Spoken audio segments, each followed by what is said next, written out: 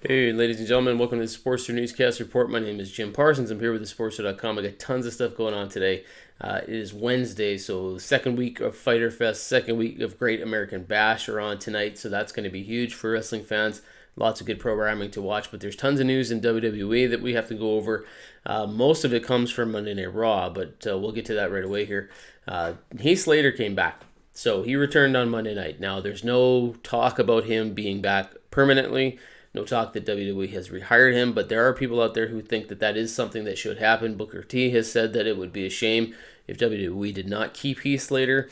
I'm wondering what you're thinking. Would you put Heath Slater in the regular rotation again? It sounds like WWE is hiring back some of the people that they let go in April.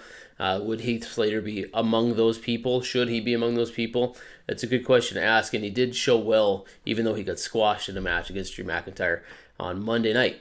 There's also talk that Kairi Sane, who returned on the first hour of Raw on Monday as well, might be getting an offer from WWE for a new contract. There was speculation and rumors that she'd be heading back to Japan, that she'd be an ambassador for them there. It sounds like WWE wants to keep her around and has changed their thoughts on what they want to do with her and is looking to give her a deal worth way more money than anybody else could offer her, so she might stick around in WWE. How badly she wants to go back to Japan will probably dictate whether or not this happens. But Kairi Sane in WWE is not a story that is done yet by any means. They've also confirmed that Rey Mysterio versus Seth Rollins at Extreme Rules is an eye for an eye match. What that means is that the one opponent needs to remove the eye of the other opponent for there to be a winner in this match. I don't know how they're going to do this. My thought immediately is that Rey Mysterio might end up wearing a mask with two black covers on it. You know, now he's got one over it just to show that he has an eye injury. Maybe he does it on both sides. Maybe he goes with the contact lenses to make it look something kind of cool. I can't see Seth Rollins having this happen. Remember, WWE is going to need to explain this long term. So if they remove the eye of somebody, how are they going to make this work? Or they could just kind of have a false finish to this match and then not actually do the stipulation, and there's some other thing going on here. But the actual rule, as per WWE.com, is that there has to be an eye removal from this match for there to be a winner. Ric Flair is back on Monday Night Raw again, and he has finally talked about his working the Performance Center and the WWE tapings, despite the fact that he's in his 70s and he's not the healthiest guy in the world.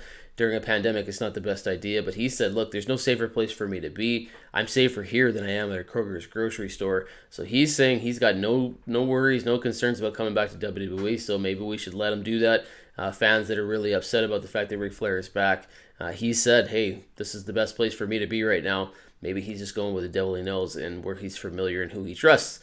Triple H has talked about the Great American Bash, the leak about who's going to win the winner-take-all match tonight, and he says you should watch it anyway, even though that has leaked. He's also said that NXT is not counter-programming AEW, even though it really looks like they are. Fighter Fest was a thing before Great American Bash was, and it just so happened to be that came out afterwards, so I don't know if I believe Triple H necessarily about this counter-programming stuff, but I do believe that you should watch the show anyway, even though the match for the finals has been spoiled.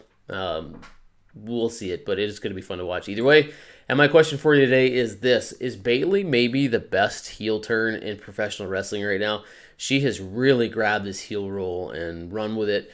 It's a brass ring kind of situation, according to me, or at least in my opinion. What do you think? Is she super annoying? Is she absolutely nailing this right now? She's so entertaining. She's been on commentary. Her matches are good. She's cutting corners. She's really, really sunk her teeth into this heel role. Is she maybe one of the best heel turns in wrestling in years? That's my question. Put it in the comment section below. Let me know. What do you think of Bayley? What do you think of the fact that she's turned heel? How much is she hitting out of the park right now? Or is she not doing well at all? Put that in the comment section and let me know. Don't forget, listen to the Smart Marks Wrestling Podcast on Anchor.fm. Check out thesportster.com for all your articles. And the Facebook page will have everything you need. And of course, on Friday, we'll go over all of the Great American Bash and Fighter Fest stuff. And we'll talk to you then.